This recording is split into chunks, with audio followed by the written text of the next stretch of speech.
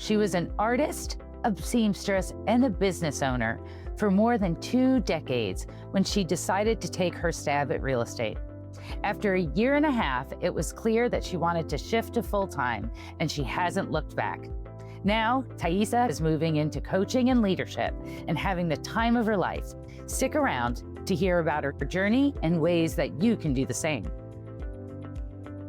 Welcome to Unlocking Real Estate, My First Commission, where we dive into real stories, big wins, and early lessons learned from highly successful rookie real estate agents and brokers.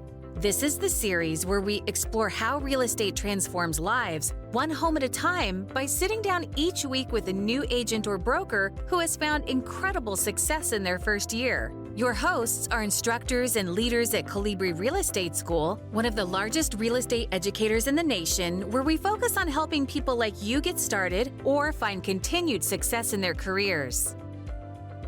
Hello, and welcome to Unlocking Real Estate, My First Commission. I'm your host, Tina Lapp. I've been in real estate education for over 30 years, helping individuals enter and thrive in their real estate careers. We are here today with Tayissa Gabreski. Tayissa, will you take a moment to introduce yourself, where you live, and what company you're with? Sure. As Tina said, Tayissa Gabreski is my name. I am in the Seattle-Tacoma area, more towards the south side of Seattle, and I'm currently with Keller Williams, Puget Sound, Mountains to Sound, and our network. Awesome. So you're way out west. Love it. Mm-hmm. Will you talk us through how you decided to get into real estate and what you were doing before you got your real estate license? Sure. So I actually got into real estate in my early 40s. I was 42. And I had, prior to real estate, been a third-generation seamstress. So I actually grew up in a sewing shop on the East Coast. My mom had a small contract business. She had about 30 employees. Her mom was also a seamstress. And so that is what I had done my whole life. When I came to Washington, I actually started my own business. I started my own product line. I was vending, I was stitching, doing contract work for about 20 years on my own as a business owner. Wow. And then, like many people in their 40s, was going through some pretty big changes in my direction and course, and just had hit a point where I was tired of selling my art, and I wanted to do more art for art's sake. And I realized that there was a cap on how much I could possibly make as a production seamstress. Even with my own line, having it in boutiques was just a lot of hard work. And so I started looking for other options. And I had just purchased my second house, and a friend of mine was a real estate agent. And I just, on a lark, said to him, "So what's this about? What is being a real estate agent about?" I loved homes. I love helping people. And we got to talking, and I did a bunch of research. I found out that one of the biggest hurdles people have in real estate have to do with transitioning from having a traditional job to being a business owner. And since I had been a business owner for a long time, I felt like that, at least that hurdle, I had under control. So I decided, it wasn't going to be a huge cost like going to college was. And it was really kind of interesting and exciting, and I would give it a shot. And what was the worst that was going to happen? It didn't work. And then I'd go back to stitching. Yes, I love it. And you're right. There are so many people in that same change in life, looking for something different. So you decided to take the leap. Mm-hmm. Tell me about what you did. How'd you get your license? Tell me about the licensing and education process. So I decided actually to go to Rockwell on their online platform. Okay. The local in-class was a little bit of a drive, so online seemed like a good fit. I think, like many people who are coming back as a second career, school at first was a real challenge. It was very difficult for me to just do it by myself and have to stay focused. And so I had a little bit of a slow start. I did have to get an extension, so it took me, I think, maybe 9 months to get through the whole course. But Not really, bad. I think that beginning part was the hardest. And once I got into the rhythm of studying, it became much easier. Yeah. And 9 months for a whole new career. Not bad. Not Yeah, bad. pretty good, pretty good. Were you still running your other business while you were I going through was. classes? I Wow. was dual career the whole time. I didn't transition out of my other business for about a year and a half or so.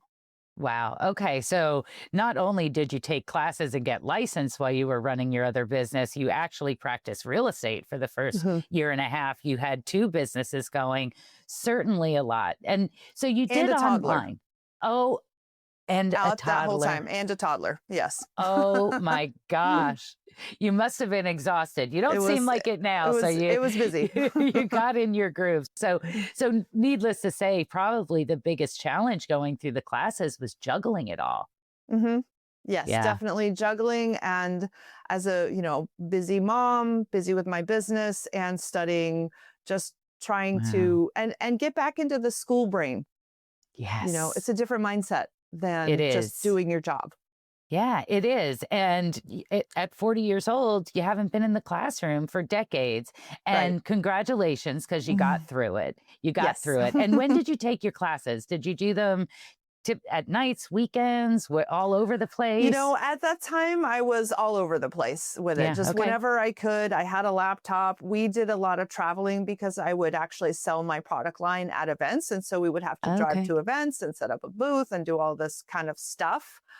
So I would actually, in the car, as we were driving places, open a hotspot on my phone, have my laptop open, and study in the car as we were going to set up the booth and everything like that. Well, that sounds good as long as you weren't the one I driving. was not driving. Although now So, they have those drivable cars, so maybe I could do it that way now. right, right. The world is changing for sure. So that's great. So you were doing this while you were traveling around, you were all kinds of different places, getting through the schoolwork. You did it. Congratulations. So, what were your expectations going into your first year? I'll be honest, I really didn't even know what it was going to look like. Yeah. I didn't know where the leads were going to come from. I was a pretty big just leap of faith where I said, I'm just going to figure this out. We'll see how it goes. Just going to figure it out. And how Mhm. long after you were licensed did you close your first transaction? I had a client right away. I had been telling people the whole time I was in school that I was doing That's school and going to be great. getting my license. And so I Yeah. actually had a client lined up, ready to go when I got my license. And I think we closed right at about maybe 2 to 3 months in. We had to shop around for a while. It was pre-COVID, so the market Mhm. wasn't a crazy, crazy place. Yeah. Um, so we closed in about 3 months.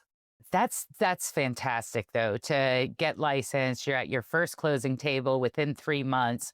Unbelievable. And so when you got licensed and you're brand new, and I love that you were telling people while you were going through the process, like fantastic. How do you establish credibility? Or was that ever an issue for you establishing credibility as someone new to the industry? It was actually an issue for me. I had spent a long time working as an artist. Was also a Yeah. performer, and I had a lot of people who knew me as an artist and as a performer, but I didn't at the time certainly feel like they viewed me as a professional. And I Mhm. had to make a pretty big leap, a pretty big focused shift, not even a leap, just a focused Yeah. shift to go from working artist to working professional. And the way that I did that was actually to transform my outer appearance. So while in the sewing shop or in the painting studio, I would have maybe grungy jeans and work day clothes. At any point in time I was engaging in any level of professional activity, I would make sure to put makeup on, do my hair, button down shirt, the whole process of if I wanted people to treat me as a professional, I had to present myself as a professional, even with my closest friends. If I was picking you up in my car and we were going to go look at houses together, my car was clean, I would wash my car, vacuum it, and really insist that we were interacting in a professional capacity and we weren't going to the coffee shop.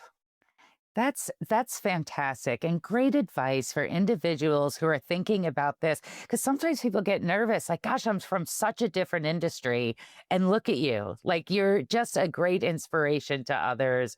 So I appreciate you talking through some of those real stories. As you were getting started, what'd you use for marketing? Was it all word of mouth and networking? Did you use other channels? How did you market yourself? Primarily, I would use word of mouth, networking. I would just talk about real estate in all of the places that I went. I travel a lot, so there was a lot of opportunities to bring that up.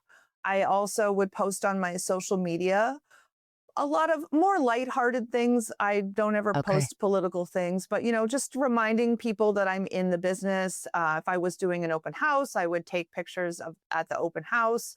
And really, what I love about real estate is the architecture. And so, just in my daily I bet. life, I would take pictures of fun. Oh, here's a cool chimney. Here's a beautiful Victorian house.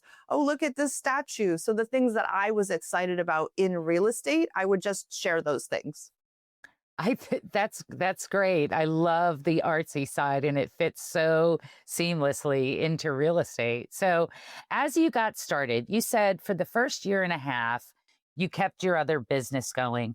How Mhm. did you decide, or when did you decide to make the switch and go to real estate full time? That had to be So a hard I decision. it was very challenging. Yeah. I had decided right away I wanted to commit to real estate. And so I did start phasing down my business. I stopped almost right away. I remember there was one event that we went to go set up the booth, and it was just very frustrating. I had all this stuff and I had my stacks of boxes and had to put all the things together. And I was just standing there in the booth thinking to myself, what am I doing? Why am Mhm. I doing this? There's so much more income potential if I was out working on my real estate business right now than standing here in this booth trying to Wow. peddle some garments. I mean, I was good at it, but it's Yeah. still the earning potential was so much higher. And that just dawned on me all at once. Why am I here when I could be working on my real estate business? And then that was really the point that I made the shift. And I had to make a leap of faith. I had to believe that I could do it Yeah. and put aside my fear and my worries to Mhm. just make that step. And the process that I actually went through to do that was I decided that I had to have at least 3 months of savings in my bank account so that I Smart. could honestly make the decision to move forward and give up my sewing business so that I could really focus on real estate without being worried all the time. And so my partner and I discussed it, and that's what we did. We made sure we had enough savings Yeah. that we could make that step. And then when we had that, I said, that's it. I am no longer a seamstress. I am a real estate agent.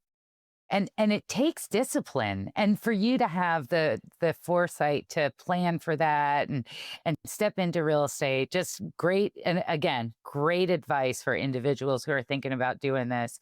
And so during this time, what were the biggest challenges as far as your real estate business went? Was it learning the business? Was it finding clients? Was it understanding contracts? Like, what do you think was the toughest thing when once you went full time? Um, I feel like there were times when I just didn't know what to do. And I would go to the office, and this was before I was with Keller Williams. This was my first office. And I would go there, and everyone was really helpful and nice and wonderful people. But I didn't feel like I knew how to get the business. What Yeah. is the business? And it was just a big question to me. And I would kind of like just open my laptop and just do whatever, but it didn't feel like I was being productive. And especially having come from a background where, as a production seamstress, I would make a plan. I would go to sit down at my sewing machine. I would make 300 garments in a day, or, I was always very structured and planned. And to not know exactly how to build the business was challenging. That was very frustrating. I've always been good at contracts. I love contracts, but the building the what is a productive real estate agent was more, I think, an emotional question to me than a Yeah. structural question. I just didn't know how to do it. Yeah. And so fast forward to today, Hmm. and now you do clearly. Yeah. So at this point, what's changed? How did you get there? Well, I have had a very fun journey in real estate. I was actually in at my brokerage for about a year. And then on a lark, I answered a Craigslist ad for a real licensed assistant. And so then I got to spend about a year and a half as a functionally as an intern with a very Hmm. experienced luxury agent. And I was essentially her right hand gal. I did all of Yeah. her transaction coordinating. I ran all of her inspections. I just did all of the footwork for her entire business. And it was a beautiful opportunity. It was a lot of Yeah. work on call, basically 18 hours Th- a day. Wow. But I credit that experience as to really giving me a true foundation of how to be very work oriented as a real estate agent and to know that each day you have to get up, you have to connect with your clients, you have to search properties, you have to understand market statistics, and that is the daily routine of a real estate agent. So that got ingrained into me working for this Yeah. other agent for a while.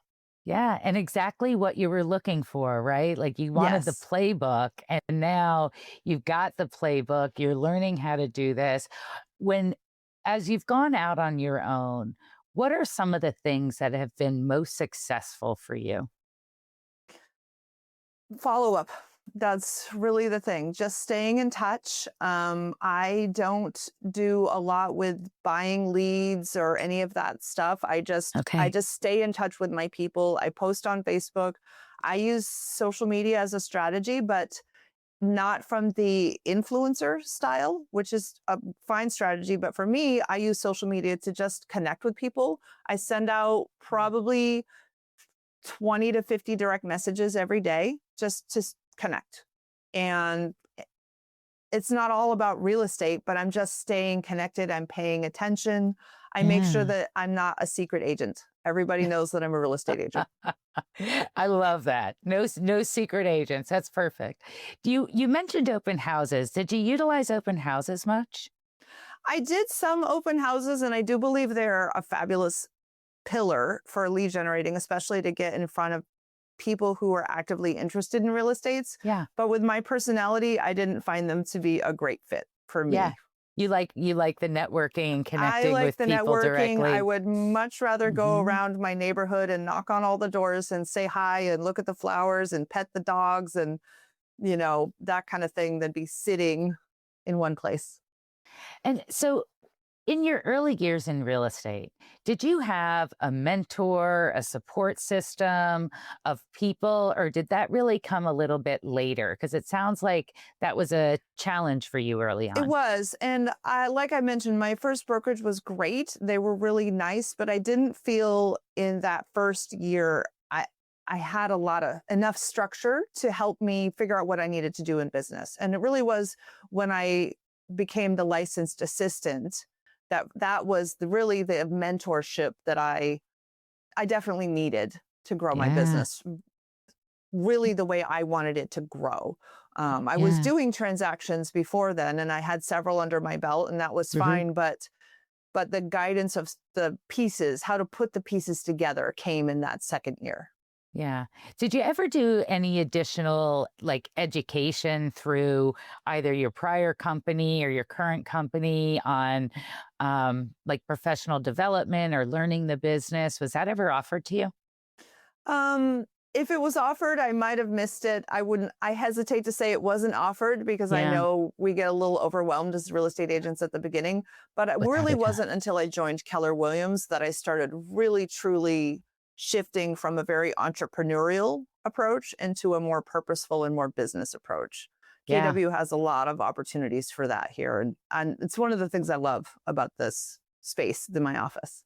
Yeah, love that. And so if someone is interested in starting in real estate, would you recommend that they consider being a licensed assistant for a period of time before they go out on their own? Um, I actually don't think there are as many opportunities for that. Honestly, I think I really Yeah. got very lucky. Yeah. My suggestion actually is to go to a brokerage that is close, that you can commit to going into the office consistently several days a week so that you can interact with the other brokers and really plugging into the office that you join. Hmm. You can't do this alone. And if you just stay at home and zoom into a couple of meetings, it's going to be really hard. But if you're engaged Yeah. in the community that you choose to join, I think that that's really truly where the success can happen. Yes, yes, that's great advice. So, how do you maintain relationships with a client once you get one, maybe after a closing? Do you stay in touch with them? I do. We have, like many agencies, we have a customer relations management system that has smart plans and automated things like that. And the biggest one is the quarterly call plan. And so whether or not I communicate with a particular individual over on the phone or over text or on social media, I put all of those people on the quarterly call plan. And when they pop up, I just either send them a direct message or I call them, whatever that relationship is. But Hmm. that's my reminder to stay in touch.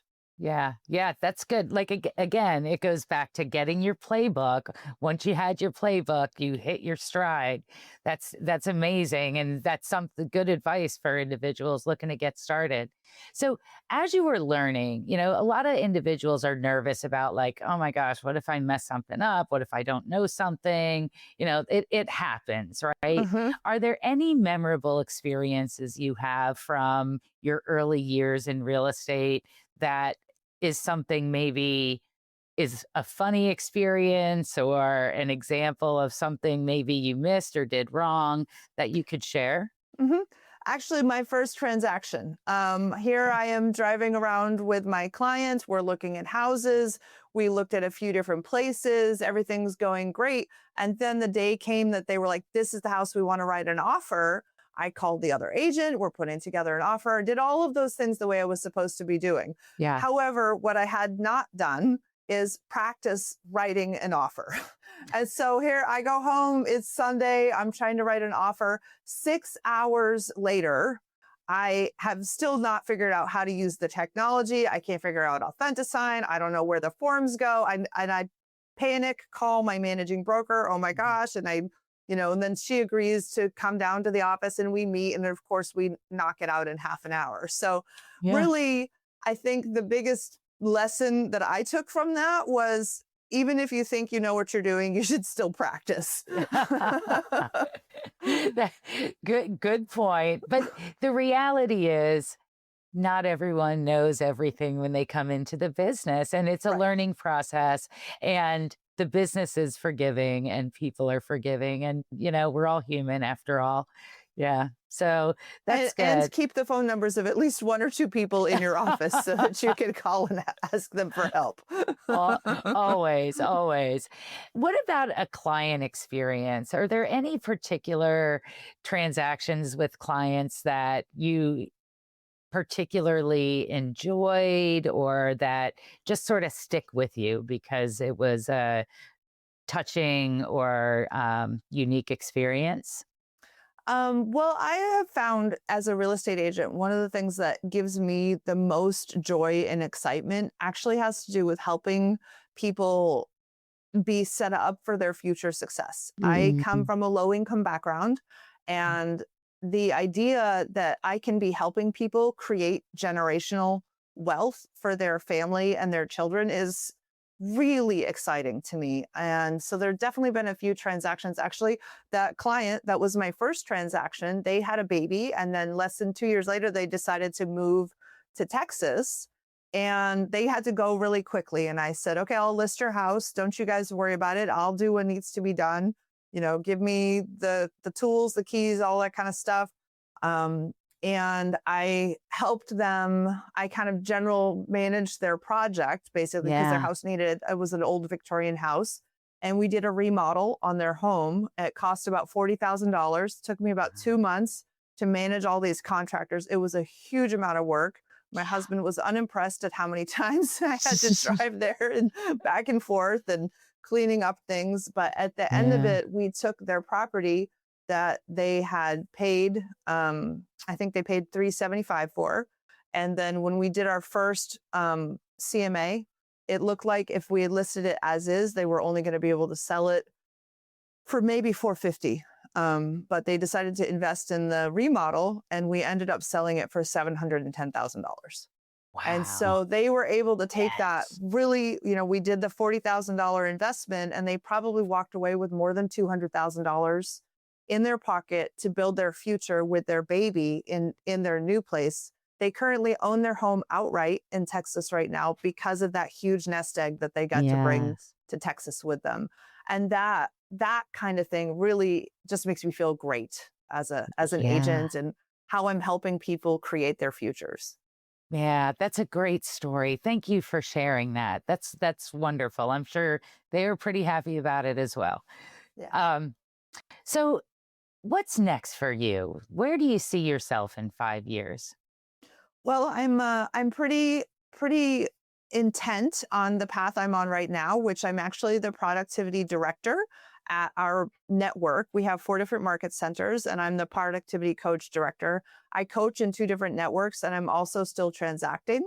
And the journey that I see that taking actually is, as I continue to grow our network coaching program, one of the things I want to do is lead a team of new agents, so that I'm helping new agents come into Love it. this business with more guidance and to be able to grow their business, and then grow my business through helping them succeed in their business. So currently right now I'm actually taking through Rockwell the managing broker's license to move that goal forward. So that's really what I want to be pushing towards, is helping new agents launch their Yes. business. That's fantastic. Congratulations on that. We'll have to check back in with you Yes. in a year or so and see how Mhm. it's going. I love it. So, do you have any tips or tricks for individuals who are considering getting a real estate license, or just getting started? So for people who are just getting started, I think the 2 things that are most important are learning how to manage your schedule and time block. That transition from the job experience into being a business owner is really challenging. And just immediately leaning into using your technology, your Google Calendar. I actually have 3 different calendars. I use my Google Calendar, I have a monthly calendar, and I have a weekly calendar on my wall. And I use all of them to help me stay focused. I am a little bit ADD, and those are the tools that I use to help me make sure I'm getting all of my tasks done. And then the other piece of it is lead generation. You have to get into conversation. You have to be talking to people about real estate to find the opportunities, and that there's momentum in that. If you're only having 5 or 10 conversations a week about real estate, it's going to be very challenging. And I generally have a goal of having 50 to 100 conversations a week about real estate. And those are the 2 biggest pieces. Do your conversations and stay organized. Yes, that's great advice, probably for almost anything, right? Mhm. But Yes. for real estate especially, real estate for sure. So we're going to jump into our lightning round. This is just a Okay. fun couple of questions. I'm going to ask you something, whatever comes to your mind, 30 seconds or less, just for fun. So, um, give us the name of a podcast you've listened to or a book you've read that you would recommend for the audience, and why. Atomic Habits is a fabulous book, and it really helps you structure and rethink how you are organizing yourself in your life. And it helps you to realize that every single day, every single step forward makes things bigger and better. Every single step. There's a theme with you and the just that whole getting Just do it. organized, and I love Exactly. it. If we had a time machine and you could go back to the day you started this journey, what might you do differently? Um, I would spend a lot more time actually lead generating in a more purposeful fashion. My lead Yeah. generating at the beginning was very erratic, and I would tackle it a lot more purposefully. Okay. Okay. That's great And I advice. might also buy a new laptop earlier. So I like that. The technology is valuable without a doubt, right? If you could have dinner with one person, dead or alive, who would it be and why? honestly, it would be Gary Keller. That man is fascinating. He Hmm. is purposeful. He is always thinking ahead. And not only is he always thinking ahead, it is clear through every piece of what he does and creates in his business and his business world that he is trying to lift everybody up. And to be able to combine this functional business approach with the greater concept of lifting people up, to me is that's the skill. That's the life. Everything that I want to do is lift people up. We succeed together. And that's who I would have dinner Yeah. with. Yeah. That's beautiful. That's beautiful for sure. What'd you do for work yesterday? What did I do for work yesterday? Yesterday was Monday, so I spent the morning organizing. Monday's my structure, like go through all my things from last week and just get very organized. I spent about an hour working on my 411, which is a goal setting model that we use at Keller Williams, and spent some time on that, getting my September ready because I have to keep that structure. And then I did about an hour and a half worth of lead generation, sent direct messages to a lot of my real estate sphere, and then I made some phone calls to some coaching clients. And then I had about 2 hours of teaching classes and running accountability. And then I went home and I ran a 2 hour meeting for my nonprofit group, trying to teach those guys how to use systems and models to make the nonprofit group more effective. Impressive, exhausting, hopefully fulfilling. All of those things. Yes. Yes. Yes, good. And That's today will be great. more spent with kids in the afternoon, but Monday's usually a long day for me. Yeah, yeah. The way to start the week strong. And just because you mentioned it there, the nonprofit that you're involved in, do you utilize community involvement in those kinds of things? Does that help your real estate business? Oh, absolutely. The time that I spend helping to grow the nonprofit and grow our mission and ideals there gives me plenty of interactions with other people in our Yeah. community and honestly an opportunity to say, hey, as my real estate business, I am hosting this dinner and it is for this nonprofit activity. So it just helps me stay in touch. I'm pretty Hmm. light-handed. I don't come in too heavy, but it absolutely helps me Yeah. to stay in the community. Yeah. And you're giving back. So it's a win-win across the board. Mhm. Where can listeners find you, connect with you, follow your journey? Well, I am mostly on Facebook right Okay. now. But one of my growth goals over the next year is to get a little bit more into the social media aspect of posting and things like that. So if you follow me on Facebook, then you'll get to see as I start to grow that. Like I said, most of my social media has been through direct messaging and more the prospecting. And now I'm kind of stretching my wings a little bit to move into a more active, upfront role over social media. Fun. Well, congratulations. I'm sure you're going to be great with that. And I really appreciate your time, your authenticity. Just, I think you'll be such an inspiration. I appreciate the time with you and congratulations on your success and may it Thank you. continue. And good luck with the coaching and everything else. That's amazing. Thanks for tuning in to Unlocking Real Estate, My First Commission. We hope today's stories and insights inspired you to take that next step in your real estate journey. If you enjoyed this episode, don't forget to like, subscribe, and hit the notification bell so you never miss an episode, or head over to our channel to see some of the other content we've produced. We'd also love to hear from you. Drop a comment below with your biggest takeaway or a question for our next guest. If you have a recommendation for someone we should interview, please send a note to unlockingrealestate@colibrirealestate.com.